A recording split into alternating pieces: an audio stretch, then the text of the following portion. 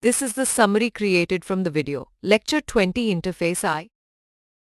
Interfaces in Java allow classes to inherit from multiple sources, facilitating the creation of extensible and reusable code. They enable runtime polymorphism by dynamically binding methods based on the object type. Interfaces define a structure with method declarations but no implementation. Classes implement interfaces, providing different code logic for the methods while adhering to a predefined protocol or structure.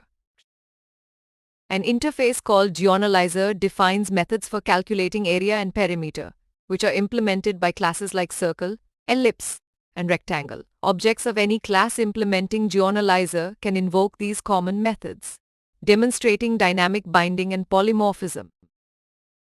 Interfaces can extend other interfaces, inheriting their methods and properties, just like class inheritance. This promotes code reusability across interfaces, as demonstrated by the chemistry interface inheriting from constant, and law of physics inheriting from both constant and physic. Interfaces facilitate multiple inheritance for classes, enable polymorphism and code reuse, contain only abstract methods and constants, support inheritance among interfaces, and exhibit key differences from abstract classes in terms of flexibility and design considerations.